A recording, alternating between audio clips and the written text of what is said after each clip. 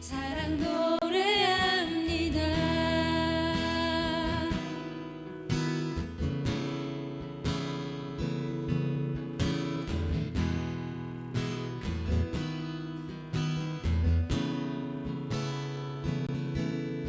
주님, 내가 주의 장막을 사모합니다.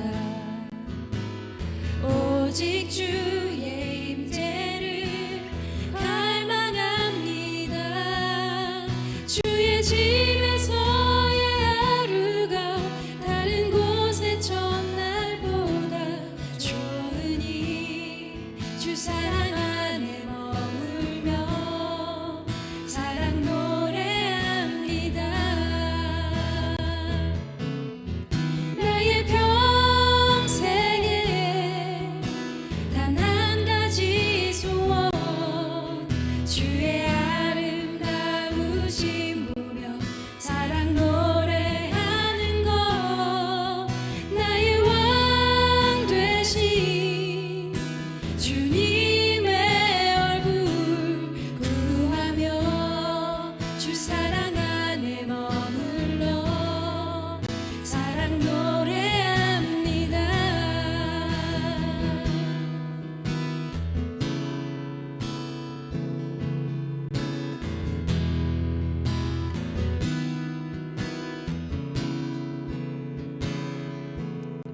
주님, 내가 주의 장막을 사모합니다.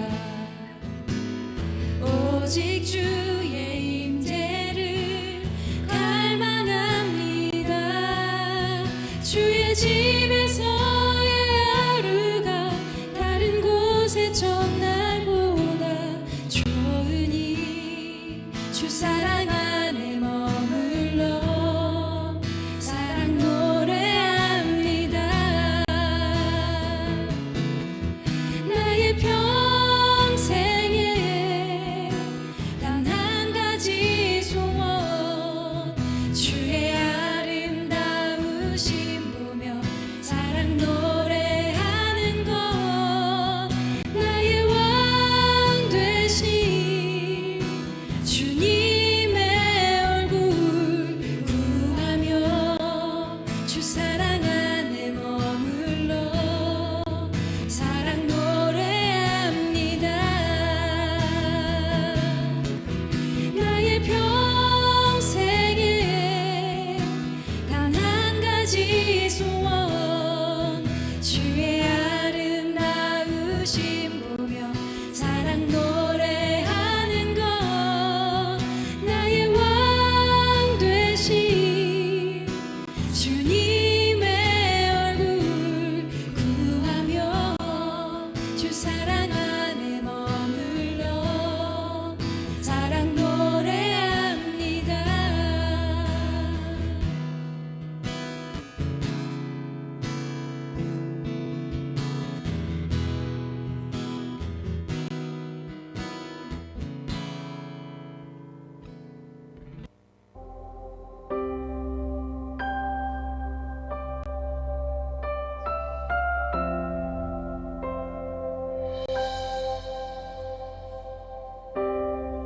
어둠의 빛을 주시고 하늘에 달과 별을 두시고 온돈 속에 질서를 두신 분,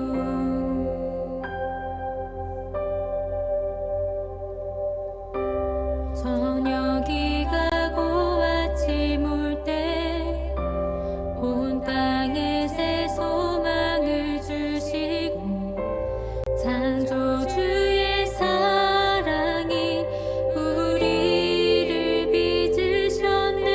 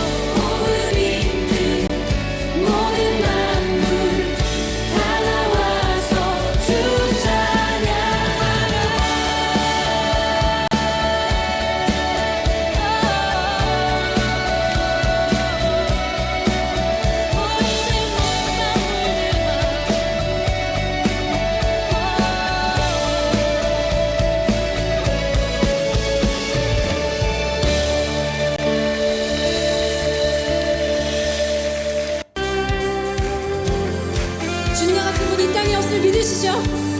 주님과 같이 선하신 분이 우리 삶 가운데 없음을 믿으십니까? 우리 그 주님을 함께 찬양합시다. 거룩하시고 또 전능하신 주 창조주 하나님 알파요 오메가 우리에게 오신 임마누엘 주님 온 열방의 주님 또 생명의 주님 난 노래해 외치네 그 아름다운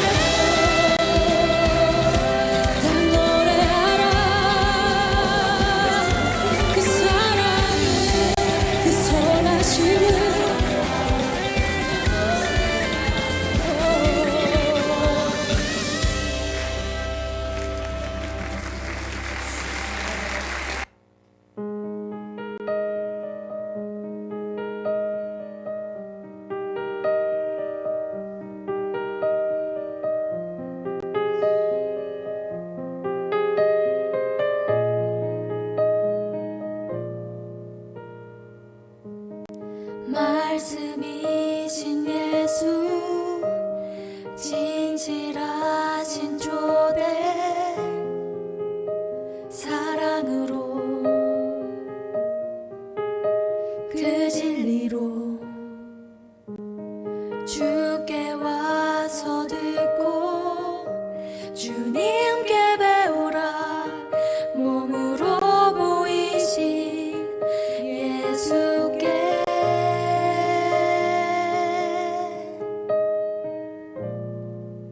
주님 말씀하소서 듣기 원해요 인도하소서 따르기 원해 두려움 저 넘어 온전한 나라 참된 생명의 길로 영원한 길로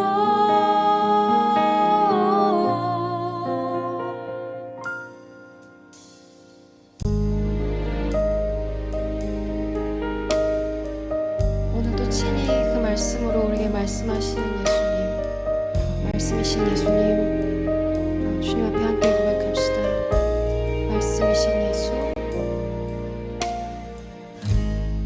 말씀이신 예수 진실하신 조대 사랑으로 그 진리로 주께 와서 듣고 주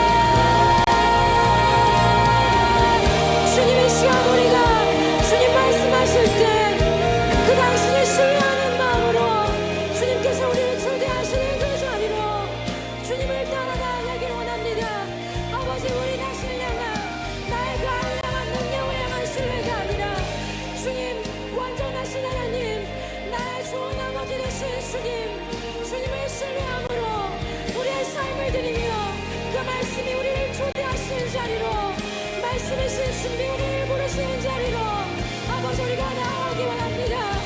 아버지 우리의 존재를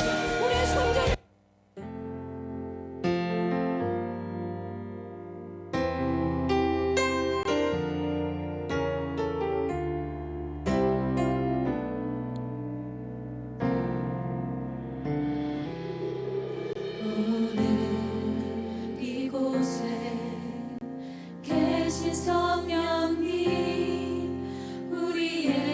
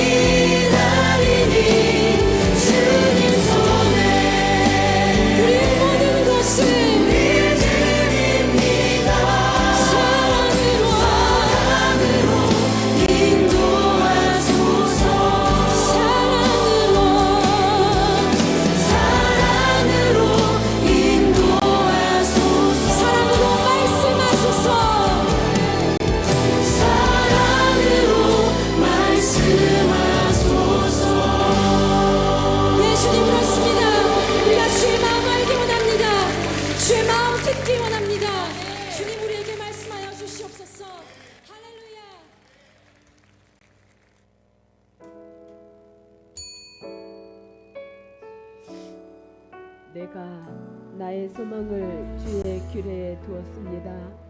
나는 언제나 주의 법을 지킬 것입니다. 영원토록 순종할 것입니다.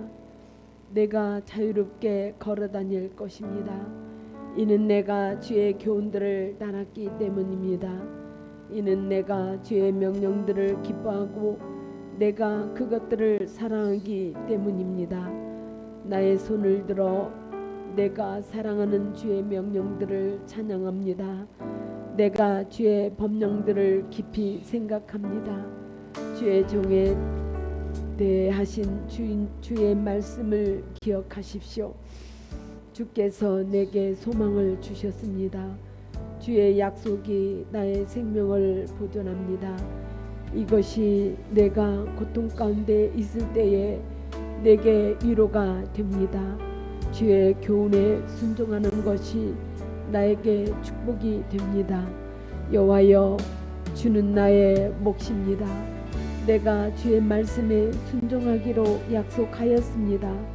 내가 나의 마음을 다해 주의 얼굴을 바라보았습니다. 주의 약속에 따라 내게 은혜를 베풀어 주소서. 아멘. 다 함께 사도신경으로 신앙을 고백합니다. 나는 전능하신 아버지 하나님 천지의 창조주를 믿습니다. 나는 그의 유일하신 아들 우리 주 예수 그리스도를 믿습니다. 그는 성령으로 잉태되어 동정녀 마리아에게서 나시고 본디오 빌라도에게 고난을 받아 십자가에 못 박혀 죽으시고 장사된 지 사흘 만에 죽은 자 가운데서 다시 살아나셨으며 하늘에 오르셔 전능하신 아버지 하나님 우편에 앉아 계시다가 거기로부터 살아있는 자와 죽은 자를 심판하러 오십니다. 나는 성령을 믿으며 거룩한 공교회와 성도의 교제와 죄를 용서받는 것과 몸의 부활과 영생을 믿습니다. 아멘. 찬송가 478장 참 아름다워를 찬양드리겠습니다.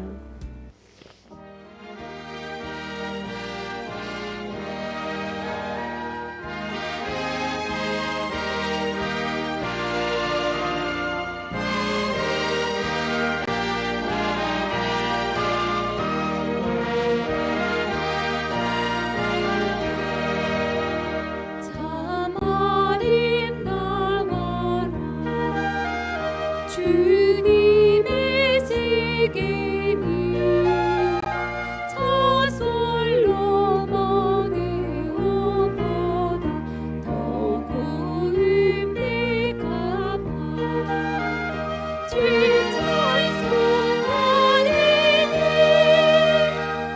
참아의 세상이 내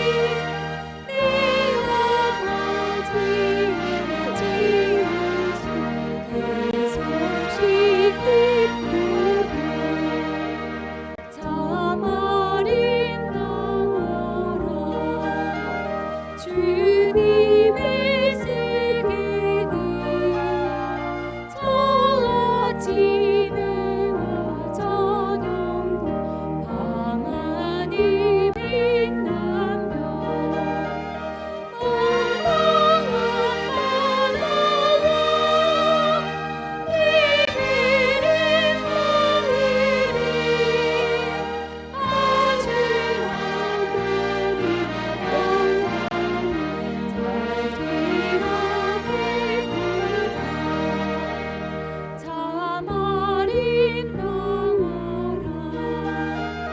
주님의 세계니 저 산에 불는 바람 잔잔한 시냇물 그 소리가 있네 주임성 들리네 주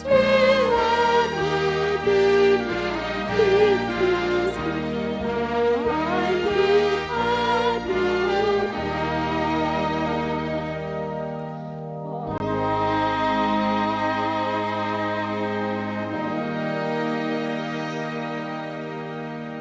오늘 설교 본문은 시편 19편입니다. 새번역 성경으로 교독해서 읽겠습니다. 하늘은 하나님의 영광을 드러내고 장궁은 그의 솜씨를 알려준다. 낮은 낮에게 말씀을 전해주고 밤은 밤에게 지식을 알려준다. 그 이야기 그 말소리 비록 아무 소리가 들리지 않아도 그 소리 온 누리에 울려 퍼지고 그 말씀 세상 끝까지 번져간다. 해에게는 하나님께서 하늘에 장막을 쳐 주시니 해는 신방에서 나오는 신랑처럼 기뻐하고 제 길을 달리는 용사처럼 즐거워한다. 하늘 이 끝에서 나와서 하늘 저 끝으로 돌아가니 그 뜨거움을 피할 자 없다. 주님의 교훈은 완전하여서 사람에게 생기를 북돋워 주고 주님의 증거는 참되어서 어리석은 자를 깨우쳐 준다. 주님의 교훈은 정직하여서 마음에 기쁨을 안겨주고 주님의 계명은 순수하여서 사람의 눈을 밝혀준다. 주님의 말씀은 피없이 맑아서 영원토록 경고에 서 있으며 주님의 법규는 참되어서 한결같이 바르다. 주님의 교훈은 금보다 순금보다 더 탐스럽고 꿀보다 송이꿀보다 더 달콤하다. 그러므로 주님의 종이 그 교훈으로 경고를 받고 그것을 지키면 푸짐한 상을 받을 것이다. 그러나 어느 누가 자기 잘못을 낱낱이 알겠습니까? 미처 깨닫지 못한 죄까지도 깨끗하게 씻어 주십시오. 주님의 종이 죄인 줄 알면서도 고의로 죄를 짓지 않도록 막아주셔서 죄의 소나기에 다시는 잡히지 않게 지켜주십시오. 그때야 나는 완전하게 되어서 모든 끔찍한 죄악을 벗어버릴 수 있을 것입니다. 나의 반석이시오 구원자이신 주님, 내 입의 말과 내 마음의 생각이 언제나 주님의 마음에 들기를 바랍니다. 아멘. 전도사님 나오셔서 말씀을 전해 주시겠습니다. 그게 참 제일 무섭더라고요. 제가 아플 때 혹은 힘들 때 이게 끝이 없을까 봐 이게 새드 엔딩이 될까 봐 그냥 그게 제일 두렵더라고요. 그래서 근데 우리가 이 믿음 안에 있으면 오늘을 견디기가 조금 더 쉽다. 제일 힘들 때 마음 먹었던 게 내가 앞으로 어떻게 되는 거지? 앞으로의 삶이 어떻게 되는 거지? 이 고민이 이미 이제 인간의 영역이 아니라는 걸 알게 됐고 그냥 저는 저에게 주어진 오늘 하루 정말 선물로 주어진 내가 어제 뭐를 잘해서도 아니고 착하게 살아서도 아니고 그냥 오늘 주어진 이 선물 같은 하루 또 살아낸 것 또 살아낼 것 그것에만 집중하자 그냥 그렇게 이야기해요. 그것으로 충분하다.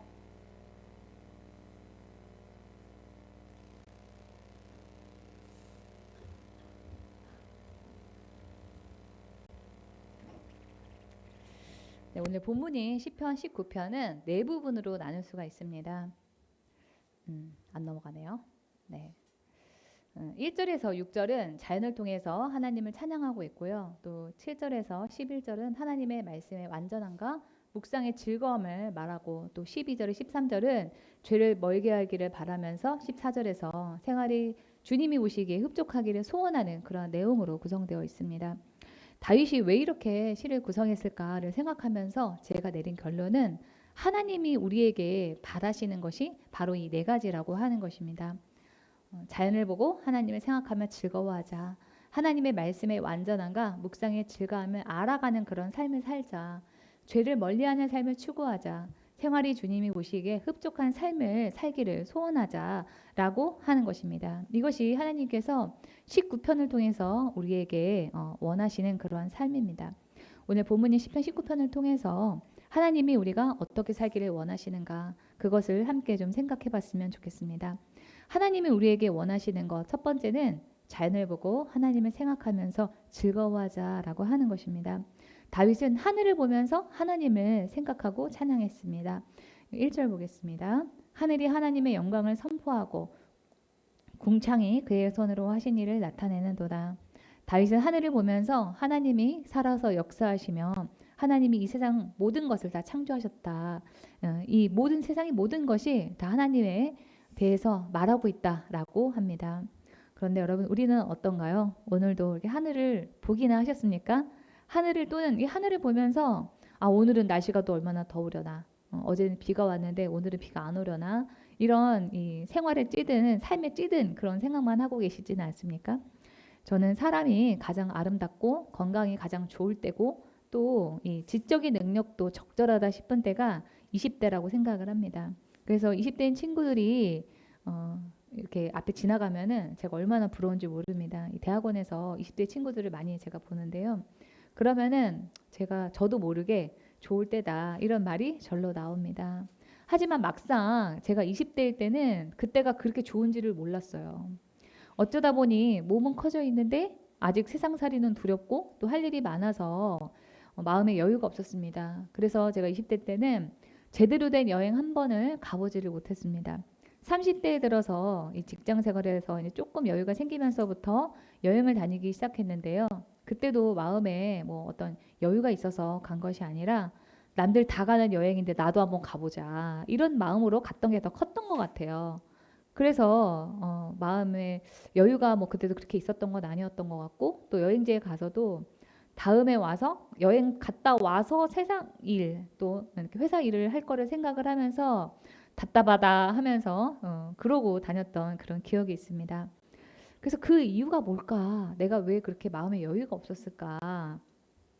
왜 이렇게 세상살이가 내가 재미가 없었을까? 이렇게 생각을 해보다 보니까 내린 그런 결론들 중에 여러 가지 요인들이 있겠지만 여러 가지 요소들 중에 하나가 우리 가정에 영향이 있지 않았을까라는 생각을 했어요.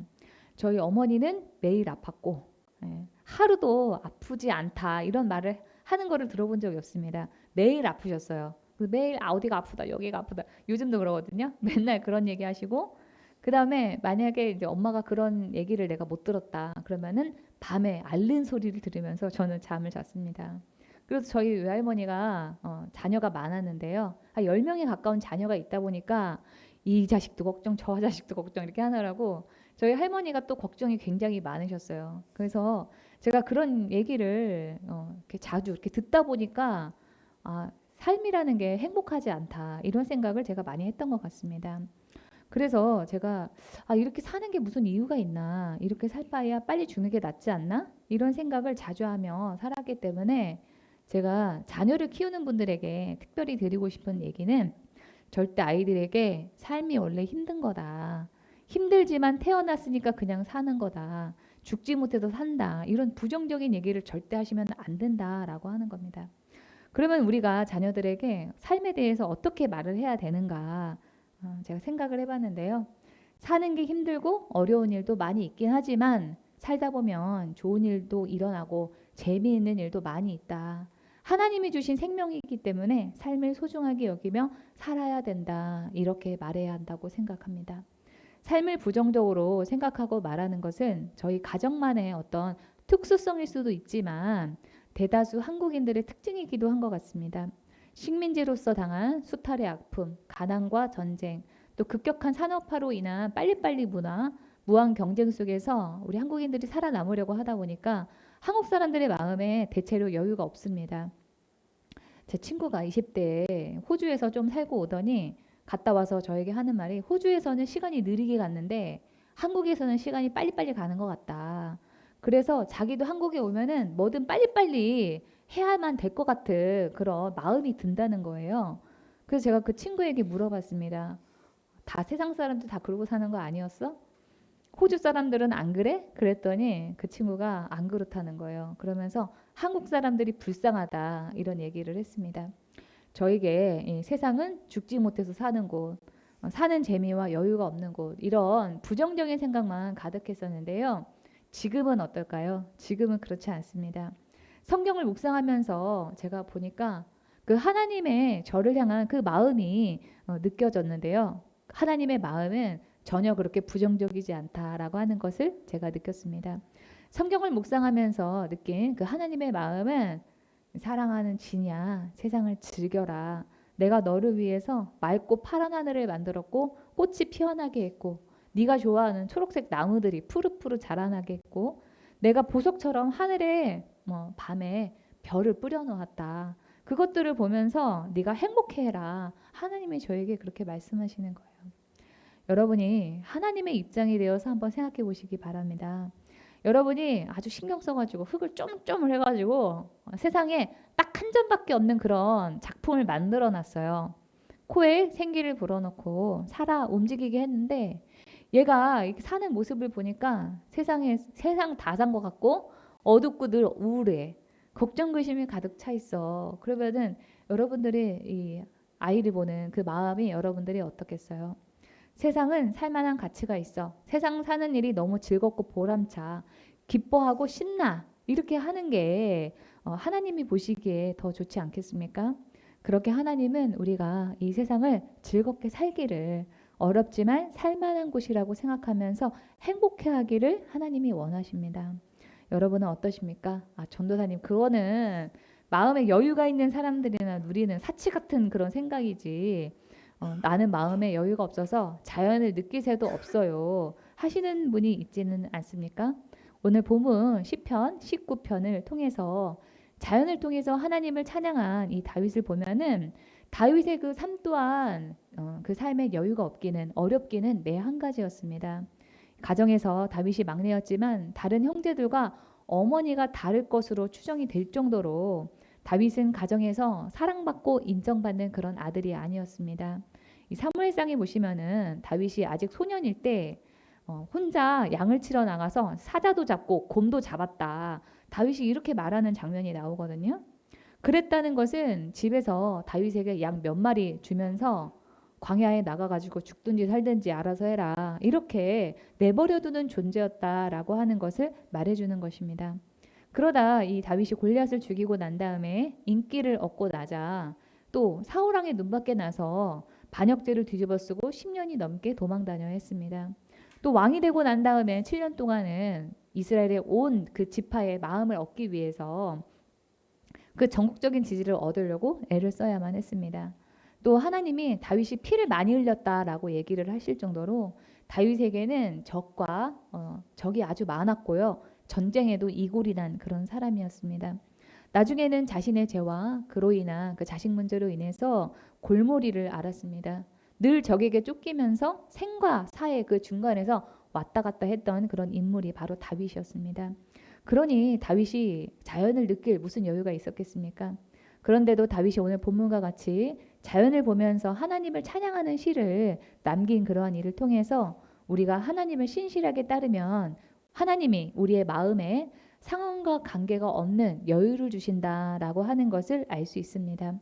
실제로 우리의 상황에 여유가 없기 때문에, 환경이 어렵기 때문에 우리가 자연을 보면서 하나님을 느끼면서 찬양하지 못하는 것이 아니라 우리의 마음에 하나님이 있지 않기 때문에, 하나님이 주인 되시지 않았기 때문에 마음에 여유가 없다라고 하는 것입니다. 사도 바울이 이스라엘에서 로마로 가는 그런 배를 타고 갈 때 바다 위에서 유라굴로라고 하는 그런 태풍을 만났습니다. 그때 배 안에 있던 모든 사람들이 짐을 다 바닷속으로 버렸음에도 불구하고 살 소망이 없다, 이렇게 말을 했습니다. 사도행전 27장 20절입니다. 여러 날 동안 해도 별도 보이지 않고 거센 바람만이 심하게 불었으므로 우리는 살아남으리라는 희망을 점점 잃었다. 그러나 이때 바울만 하나님의 그 음성을 듣고 도리어 다른 사람들에게 용기를 주고 위로를 했습니다. 사도행전 27장 22절부터 25절입니다. 그러나 이제 나는 여러분에게 권합니다. 기운을 내십시오. 이 배만 잃을 뿐 여러분 가운데 한 사람도 목숨을 잃지는 않을 것입니다. 바로 지난밤에 나의 주님이시오 내가 섬기는 분이신 하나님의 천사가 내 곁에 서서 바울아 두려워하지 말아라. 너는 반드시 황제 앞에 서야 한다. 보아라 하나님께서는 너와 함께 타고 가는 모든 사람의 안전을 너에게 맡겨주셨다 하고 말씀하셨습니다. 그러므로 여러분 힘을 내십시오. 나는 하나님께서 나에게 말씀하신 그대로 되리라고 믿습니다 라고 했습니다. 바울과 같이 우리가 하나님과의 관계에서 올바르게 있으면 태풍의 그 한가운데에서도 여유를 찾고 다른 사람에게도 용기를 주는 그런 사람이 될 수 있습니다. 그러니 내가 여유가 없는 그런 상황이라든지 환경이 아니라서 여유가 없는 것이 아니라 내 안에 하나님이 없기 때문에, 우리가 하나님의 뜻이 무엇인가를 생각하지 않기 때문에 하나님의 마음과 생각을 몰라서 여유가 없는 것은 아닌가, 그것을 돌아봐야 한다라고 하는 것입니다. 2주 전에 어떤 집사님께서 저한테 기도 부탁을 하셨는데요. 이 집사님이 인천에 있는 아파트를 전세를 줬는데 그 전세 만기일이 9월 달이라는 거예요. 근데 전세금을 줄 돈이 한 푼도 없어가지고 이분이 너무 힘들다. 이 9월이기 때문에 그 9월 달 안에 전세가 들어오든지 아니면 아예 아파트가 팔려버리든지 이렇게 해야 되는데 가격을 아무리 다운을 시켜도 이게 안 나간다는 거예요. 문의조차 없다는 거예요. 그래서 지금 살고 있는 그 전세 세입자에게 돈을 줄 수 없는 그런 상황이기 때문에 피가 마른다라고 하시면서 저에게 기도 부탁을 하셨습니다. 그래서 제가 기도를 해보니까 이 집사님께서 기도를 하시면 주님이 해결을 해 주시겠다는 거예요. 그래서 어찌어찌 기도해서 잘 넘어갔다 이렇게 말하게 될 거다 이렇게 주님께서 응답을 주셨습니다. 그래서 집사님께서 기도를 하시고 저도 중보 기도를 했는데 2주도 안 되어서 이번 주 연락이 왔는데요. 전세가 나갔다는 거예요. 예, 그래서 우리가 기도를 해도 해결이 되리라고 하는 그 사실을 미리 알고 기도를 하는 거하고 어떻게 해결이 될 줄을 모르는 그런 막막한 상황에서 기도를 하는 것은 하늘과 땅 차이입니다. 이 집사님의 경우에 피가 마른다 하는 그런 상황에서도 하나님의 뜻을 알고 나서 기도를 하니까 상황이 좋지 않은 그런 상황에서도 여유를 가질 수가 있었습니다. 저는 이 교회를 다녔지만 무늬만 크리스찬인 그런 때는 하나님 안에서 즐기는 여유가 뭔가에 대해서 생각해 본 적도 없었고 느껴본 적도 없었습니다. 나만 그런 것이 아니라 세상 모든 사람들이 다 여유가 없이 사는 게 일반적이다. 세상살이가 다 그렇지 라고 하면서 살았습니다. 그런데 제가 기도하고 묵상하면서 제 안에 하나님 안에서 어떻게 살아야 하는가에 대한 틀이 잡히기 시작하자 저의 이 생각이 달라지기 시작했습니다. 제가 책상에 앉거나 아니면은 기도하거나 묵상하려고 책상에 이렇게 앉잖아요. 그러면은 그렇게 마음이 편안할 수가 없는 겁니다. 그거는 저만 느끼는 그런 감정이 아닙니다. 몇 달 전에 저희 교회에서 훈련 받으시는 어떤 집사님이 저한테 말씀하시는데 묵상하려고 책상에 앉았는데 세상 마음이 편안하고 그렇게 안식이 있었더라. 그래서 눈물이 났다. 너무 행복했다. 이런 말씀을 저에게 하시는 겁니다. 이번도 전에는 그런 마음의 여유 같은 거는 한 번도 느껴본 적이 없었는데 묵상하는 그 시간에 그렇게 행복하고 평안한 그런 마음이 들었다라고 하면서 그렇게 될 수 있도록 가르쳐준 저에게 고맙다라고 말씀하셨습니다. 내가 왜 마음의 여유가 없지? 라고 생각하시는 분은요. 하나님을 내가 어떻게 하면 더 신실하게 따를 것인가 그것을 연구해 보시고 그 방법을 찾아보시고 한번 해보시기 바랍니다. 잘 모르겠으면 어떻게 하면 되죠? 우리 교회에서 3시에 시작하는 그 강의에 오시면 됩니다. 또 다윗이 하늘을 보면서 하나님을 찬양했다는 것은 다윗이 작은 일에도 감사했음을 의미합니다.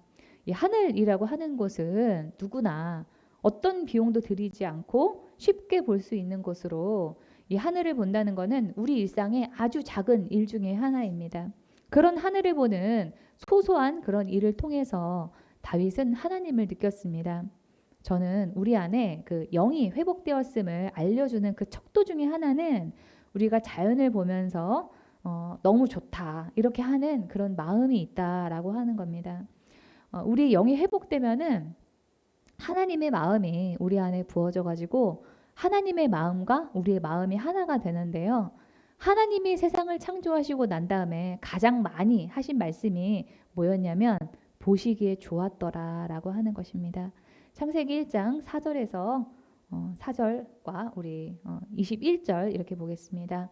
빛이 하나님 보시기에 좋았더라. 하나님이 큰 바다 짐승들과 물에서 번성하여 움직이는 모든 생물을 그 종류대로 날개에 있는 모든 새를 그 종류대로 창조하시니 하나님이 보시기에 좋았더라. 그래서 저는 이 아침에 기도하고 가면은 참새들을 제가 만나거든요. 그러면은 참새를 보면서도 보기에 너무 좋다 이렇게 감탄을 하면서 그렇게 다닙니다. 하나님이 뭐 하나 만들어 놓고 보시기에 좋았더라. 또 다른 거 하나 또 만들어 놓고 보시기에 좋았더라. 이렇게 하면서 그 말을 6번이나 반복했습니다. 우리도 어떤 일이 좋을 때는 계속 그애와 관련된 그런 말이 우리 입에서 자주 나오지 않습니까? 하나님도 마찬가지인 거예요. 그래서 우리 영이 회복되면은 하나님의 마음이 우리 안에 부어져서 하나님이 만드신 자연을 보면서 와 너무 좋다 이렇게 되는 것입니다. 자연을 보면서 뿐만이 아닙니다. 우리가 하나님과의 관계가 회복이 돼서 우리의 마음에 그 하나님의 마음이 부어지면은 눈에 보이는 모든 것이 다 아름답게 보입니다. 하나님이 이것도 보시고 좋다, 저것도 보시고 좋다 하셨던 일과 같이 우리도 이것도 감사, 저것도 감사하게 되고 안 좋은 면을 보면서도 그래도 또 다른 그런 장점이 있지 하면서 없는 중에도 감사하게 됩니다. 그러니 다윗이 사방이 적인 자기 목숨을 노리는 그런 상황 가운데에서도 다윗이 하늘이 아름답다. 하늘에서 하나님을 느낄 수 있다. 이렇게 하면서 하나님을 찬양했던 것입니다. 하늘은 시각 장애인이 아닌 다음에야 누구나 다 보는 그런 일상의 한 작은 부분인데 그 하늘을 보면서도 하나님을 다윗이 찬양했다는 것은 다윗이 작은 일에도 감사했다라고 하는 것을 의미합니다. 하지만 이런 다윗과 반대로 우리 입에서 감사가 안 나올 때는 그럼 어떻게 해야 될까요? 그때는 억지로 입을 움직여서 감사를 하셔야 됩니다. 입으로 선포하면은 마음이 거기에 따라가게 됩니다. 그래서 우리 화면의 글을 좀 소리내서 읽어볼 건데요. 여기에서 포인트는 와를 하는 거죠. 와. 여러분 감탄을 잘 하셔야 돼요. 감탄 와. 그래서 이 와를 꼭 넣으셔가지고 다 함께 소리내서 읽어보겠습니다. 시작. 와, 이것도 좋다. 저것도 좋다. 이것도 감사하고 저것도 감사하다. 안 좋은 면이 있지만 다른 장점도 있지. 없는 중에도 감사하자. 네. 잘 적어 놓으시고 여러분들이 일상생활에서 잘 활용해 보시기 바랍니다. 그러나 반대로 우리의 마음이 하나님과 멀어져 있으면 또는 우리의 마음이 망가져 있게 되면은 가장 먼저 일어나게 되는 것은 보는 것마다 다 마음에 들지 않는다라고 하는 것입니다. 이것도 마음에 안 들고 저것도 마음에 안 들고 사는 게 지긋지긋하다. 이런 말이 우리 입에서 자연스럽게 흘러나오게 됩니다. 작은 일에도 짜증이 나면서 불평하는 말이 나오고 분노가 치밀어 오릅니다. 그래서 그런 마음이 들 때는 그렇게 만든 나를 그렇게 마음이 상하게 만든 그 상대방을 미워하기 전에 내가 지금 주님의 영으로 충만한가, 내가 지금 주님 안에서 기쁨을 누리는가 하는 이러한 하나님과의 관계에서 하는 이런 점들을 우리가 좀 살펴볼 필요가 있습니다. 나는 하늘을 쳐다볼 여유도 없고 그저 삶이 암울하고 우울하다, 어둡다, 보이는 게 다 짜증난다 하시는 분이 여기 계신다면은 세상의 모든 것을 보면서 보기에 좋다 하신 그 하나님의 마음과 또 하나님이 만드신 창조물을 보면서 즐거워했던 그 다윗의 마음이 여러분의 마음이 되기를 주님의 이름으로 축원합니다. 다시 오늘 본문 말씀으로 돌아와서 2절부터 보겠습니다. 날은 날에게 말하고 밤은 밤에게 지식을 전하니. 날은 낮이고요. 여러분 알고 계시죠? 낮은 낮에게 그럼 무슨 말을 할까요? 아까 우리가 1절에서 봤듯이 하나님의 영광을 선포하고 주님의 솜씨를 알렸으니까 그 말을 한다는 겁니다. 밤은 또 밤에게 어떤 지식을 전하는가? 하나님에 대한 지식을 전한다는 겁니다. 그러니까 세상 모든 것이 시간이라든지 자연이라든지 모든 것이 다 하나님에 대해서 말하고 있다. 다윗이 이렇게 말하는 겁니다. 다윗은 이걸 봐도 하나님이 생각나고 저걸 봐도 하나님이 생각이 난다 할 정도로 하나님에 대한 생각으로 가득했습니다. 우리가 은혜 받고 성령으로 충만하게 되면은 이렇게 됩니다. 제가 예전에 초등학교 4학년 때 방언을 처음 받았는데요. 그때 방언을 했다는 그 사실보다 더 신기한 것은 제가 2달 동안 제 안에 그 기쁨이 사라지지 않았던 거예요. 그래서 그 전에는 저희 엄마가 청소해라 정리해라 이렇게 말씀하시면은 짜증이 났었는데 그 2달 동안에 기뻐하면서 청소를 했던 그런 기억이 납니다. 우리가 은혜 받고 성령 충만하면 이걸 봐도 감사하고 저걸 봐도 감사하고 이걸 봐도 하나님 생각나고 저걸 봐도 하나님이 생각나면서 마음이 기쁜 거예요. 3절부터 4절 보겠습니다. 언어도 없고 말씀도 없으며 들리는 소리도 없으나 그의 소리가 온 땅에 통하고 그의 말씀이 세상 끝까지 이르도다. 하나님이 해를 위하여 하늘에 장막을 베푸셨도다. 여기에서 나오는 소리는 하나님에 대해서 다 알려주는 그런 소리입니다. 세상 모든 만물이 하나님이 살아계셔, 하나님이 이 세상을 창조하셨어 이런 말을 한다는 겁니다. 또 이 4절에서 해를 위해서 하늘에 장막을 베푸셨도다 라고 하는 것은 밤이 되었다는 뜻입니다. 장막을 치면은 어두워지죠. 그런 것처럼 장막을 쳐서 해를 가리고 어둡게 되었으니까 밤이 되었다 이런 뜻입니다. 저는 진화론이 아니라 창조론을 믿지만 한편으로 부분 진화론은 믿습니다. 부분 진화는 일어난다고 생각해요. 왜냐하면은 예를 들면 우리가 시각 장애인이 되잖아요. 그러면은 청력이 예민해지게 됩니다. 시력이 약하니까 소리에 민감한 그런 몸으로 진화하게 되는 거죠. 그게 부분 진화예요. 또 제가 예전에 어떤 그 가정의학과 교수님의 유튜브 방송을 본 적이 있는데 우리 여러분 눈이 건조해지잖아요. 그러면 우리가 안약을 사서 이렇게 바르는데 안약 같은 거 넣지 말라는 거예요. 왜 그러냐면 우리 몸이 내가 그런 분비물을 내지 않아도 외부에서 계속 물을 넣어주니까 내 몸이 분비물을 낼 필요가 없구나. 눈을 내 몸이 촉촉하게 할 필요가 없. 이렇게 생각을 하고 몸에서 계속 분비물을 내지 않아서 눈이 더 건조해진다는 겁니다. 이 마찬가지로 안경을 쓰는 것도 마찬가지예요. 예. 우리가 눈이 안 보인다고 안경이라고 하는 걸 의존을 하게 되면 눈이 거기에 맞춰져서 안경이 없으면은 보지 못하게 되는 그런 일이 생길 수 있다라고 하면서 안경을 쓰는 일도 최대한 늦춰라 이런 얘기를 하시는 그런 방송을 제가 봤습니다. 다 이게 부분 진화의 차원에서 우리가 이해를 할 수가 있어요. 그러면 진화면 진화고 뭐 창조면 창조지 왜 그런 부분 진화를 뭐에 대해서 얘기를 하냐 이렇게 말씀하시는 분이 있으실 텐데요. 저는 근본적으로는 창조론자입니다. 근데 왜 그렇게 제가 생각을 하냐면은 자연 이 만물의 섬세함을 생각하면은 하나님이 살아계신다라고 하는 것을 부인할 수 없습니다. 이 사진을 보시면 여기 큰 게 바늘 사진이에요. 바늘. 그리고 그 위에 있는 거는 벌침의 벌의 그 침이 있는 그곳 사진입니다. 이거를 현미경으로 확대한 건데요. 우리 육안으로 봤을 때 바늘이 매우 매끈해 보이지만 그 매끈해 보이는 그 바늘도 인간이 만든 거는 이렇게 거칩니다. 그런데 하나님이 만드신 이 벌침을 보시면 이렇게 매끈할 수가 없습니다. 이런 사진 하나만 봐도 하나님께서 세상 만물을 창조하셨다라고 하는 것을 부인할 수 없습니다. 그래서 다윗도 하늘을 보면서 또 낮이 되고 밤이 되는 그런 일을 보면서 하나님이 살아계시다라고 하는 것을 생각했던 것입니다. 5절 보겠습니다. 해는 그의 신방에서 나오는 신랑과 같고 그의 길을 달리기 기뻐하는 장사 같아서 지금은 우리가 결혼을 좀 늦게 하는 그런 추세이지만 다윗 시대 때는 혈기왕성한 그런 10대 시절에 결혼을 하는 게 일반이었습니다. 그래서 해가 신랑과 같다. 힘이 센 그런 장사 같다라고 하는 것은 이 해가 태양이 아주 힘이 있고 에너지가 넘친다라고 하는 그런 뜻입니다. 그렇죠. 해는 세상을 밝게 비추면서 그 빛 에너지로 세상의 모든 만물을 다 성장하게 합니다. 제가 예전에 어떤 건강 프로그램에서 보니까 사람도 식물하고 똑같이 해도 쬐어야 되고 바람도 쐬고 해야 된다는 거예요. 여러분 우리 요 실내 안에 지금 이렇게 식물들이 많이 있는데요.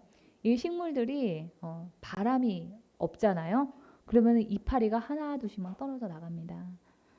그런 것처럼 우리가 바람도 쐬고 햇빛도 쬐야 된다는 거예요.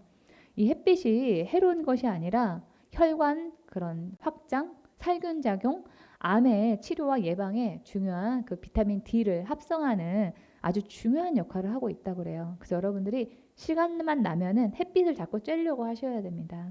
또 우리가 자연을 보지 않으면 우리에게 지나침, 그러니까 우리 몸에 어떤 몸이 과도하게 되는 그런 현상이 일어날 수 있게 됐다라고 하는 그런 의사의 소견도 제가 들어봤습니다.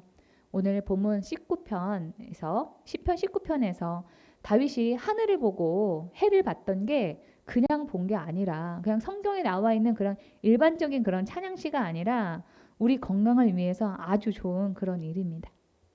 7절부터는 이 말씀 묵상에 대한 유익이 나오는데요. 그 부분은 다음 시간에 하는 걸로 하고 오늘 말씀을 정리하겠습니다. 다윗은 자연을 보면서 하나님을 생각하고 즐거워했습니다. 하나님은 다윗과 같이 우리가 이 세상을 즐겁게 살기를 사는 게 어렵지만 살만한 곳이라고 생각하면서 날마다 행복해하기를 원하십니다. 또 일상의 그런 소소한 작은 일에서도 기쁨과 즐거움을 찾기를 원하십니다. 그런데 우리가 그렇게 하지 못하는 것은 우리가 여유가 없는 그런 상황이나 환경이 아니라서 여유가 없는 것이 아니라 우리 안에 하나님이 없기 때문에, 우리가 하나님의 뜻이 무엇인가를 찾지 않기 때문에, 하나님의 생각과 마음을 몰라서 그렇기 때문에 어떻게 하면 하나님을 우리가 신실하게 따를 것인가를 연구하고 실천해야 됩니다. 또 다윗은 작은 일, 아무것도 아닌 것처럼 보이는 그런 일에도 하나님을 생각하면서 감동하고 감사했습니다. 하나님과의 관계가 회복되어 우리 마음에 하나님의 마음이 부어지면은 눈에 보이는 모든 것이 다 아름답게 보입니다. 다윗과 같이 삶의 모든 순간에 하나님을 생각하며 그 하나님 때문에 기쁜 삶을 누리시는 여러분이 되기를 주님의 이름으로 축원합니다. 하나님의 음성을 들으면서 말씀을 마치겠습니다.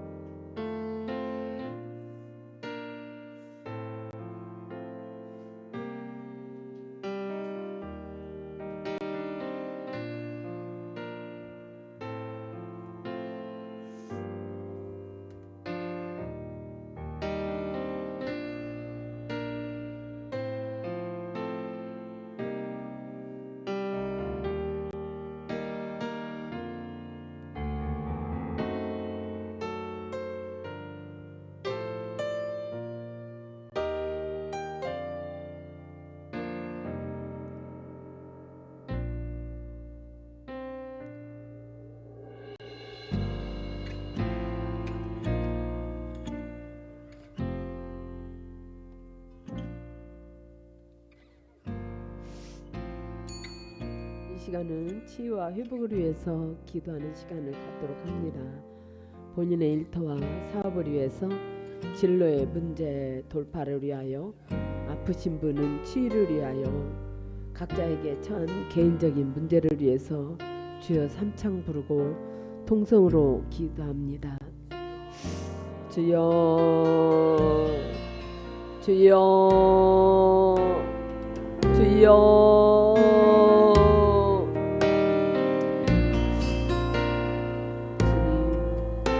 제가 할 수 있는 것은 아무것도 없음을 고백합니다. 주님 앞에 이 가지고 온 문제를 해결받기를 원하오니 은혜를 베풀어 주옵소서. 주님께서 문제를 허락하신 것은 주님 앞에 더 가까이, 끊임없이 가까이 있기를 원하셔서 허락하신 줄 압니다.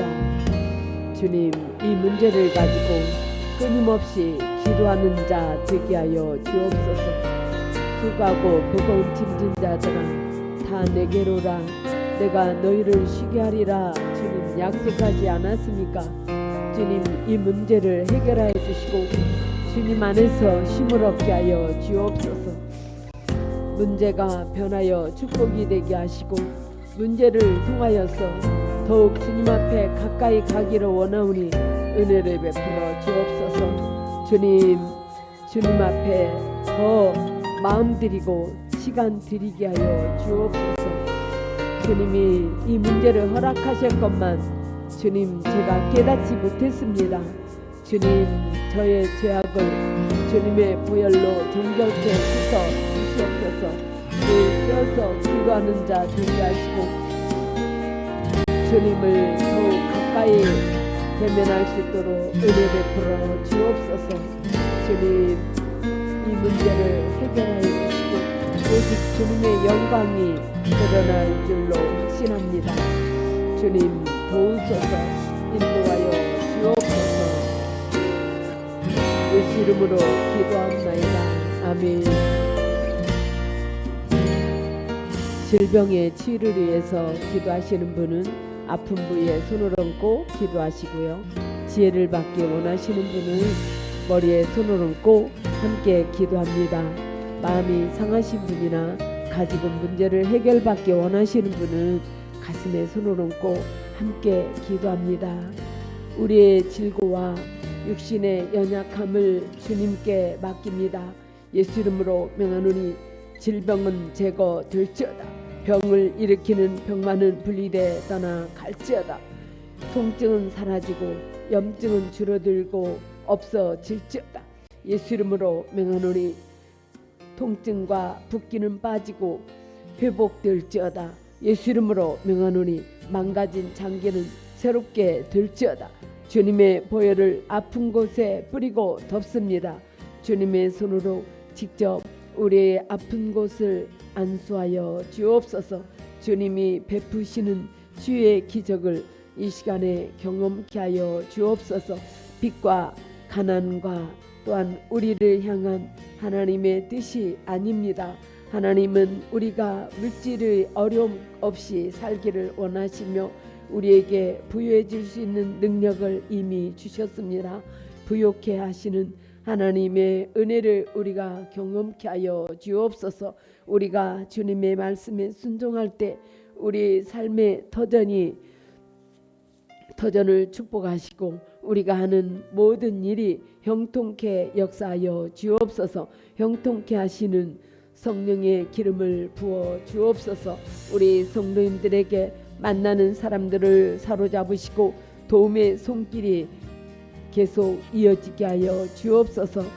성도님들에게 삶의 실수와 사고가 없게 하시고 악한 세력의 위협에서 건져 주옵소서. 예수 그리스도 이름으로 명령하노니 가난과 저주의 실패를 가져다 주는 사단의 세력은 제거될지어다. 예수 이름으로 명하노니 우리 일의 막힘들은 풀려질지며 형통케 될지어다. 주님, 우리 사업과 하는 일과 가정을 사랑과 기쁨과 안식으로 채워 주옵소서. 주님을 더욱 사랑하기를 원합니다. 모든 죄의 시작에는 주님을 사랑하지 않는 것이 있습니다. 주님을 사랑하기 때문에 주님을 기쁘시게 하는 것이 우리의 소원이 되기를 원합니다. 주님을 사랑하면 억지로 할 필요가 없습니다. 주님을 사랑함으로 순종이 쉽고 헌신이 쉽고 이웃사랑이 쉬운 우리가 되게 하여 주옵소서. 예수 이름으로 기도하옵나이다. 아멘. 광고가 있습니다. 1년 넘게 이어져 온 훈련이 8월 20일에 끝나게 됩니다. 27일부터는 추석 전까지 매주일 3시부터 6시까지 내가 왜 예수를 믿어야 하죠? 라는 제목으로 강의를 하게 됩니다. 많은 참석을 하시고 은혜 받으시기를 바랍니다. 찬송가 570장 주는 나를 기르시는 목자를 찬양하면서 준비한 예물을 주님께 드리도록 하겠습니다.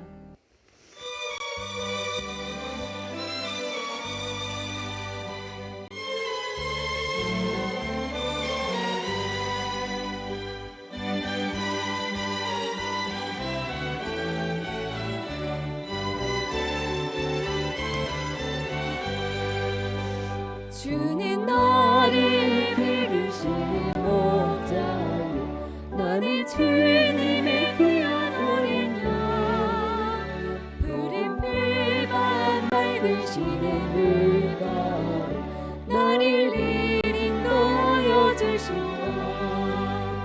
주는 나의 주인 목자 나를 기르는 어린 양 저를 따라 꼴을 먹여주시니 내게 부족함 전혀 없어라.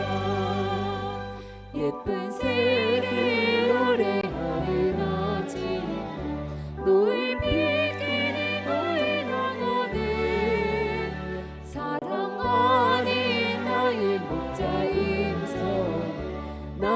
언제나 불러주신다.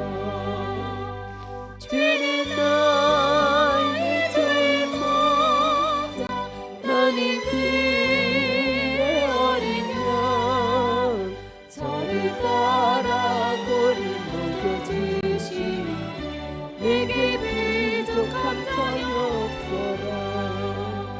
못된 짐승 나를 얻지 못하고 거친 비바람 삼지 못하리. 나의 주님 강한 손을 펼치사 나를 주야로 지켜주신다. 주는 나의 좋은 목자, 나는 그의 어린 양. 저를 따라 고를 먹여주시니 내게 부족함 전혀 없어라.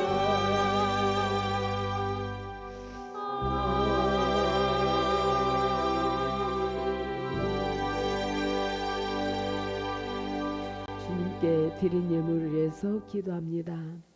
세상의 만물 그 어떤 것도 하나님의 손길이 닿지 않은 것이 없습니다. 하나님께서 기뻐하지 않으신 것이 없습니다. 우리가 자연을 대할 때 외적인 아름다움에만 취할 것이 아니라 하나하나를 세심하게 창조하신 하나님의 손길에 감사하고 찬양을 올려드리는 우리 모두 되게 하여 주옵소서.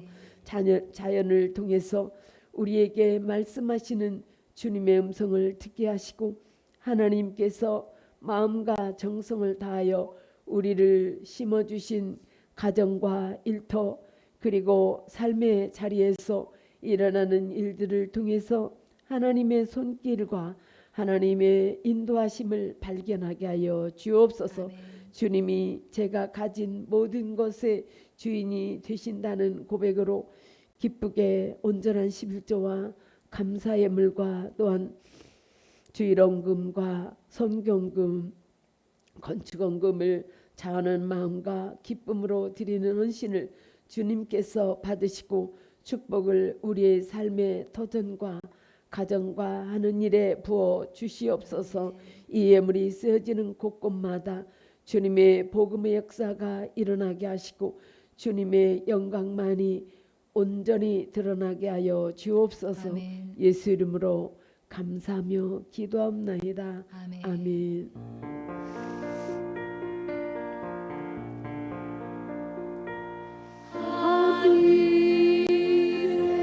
하늘에 계신 아버지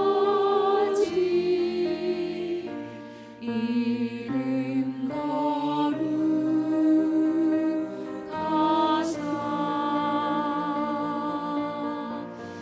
주님 나라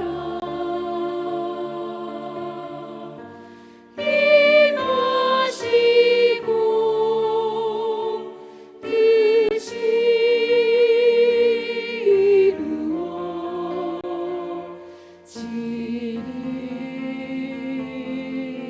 이루어지리이다. 일용할 양식 주시고 우리들의 큰 죄 다 용서하시고 또 시험에 들게 마시고 악에서 구원하소서. 그게 주의 나라 주의 권세 주의 영광 영원히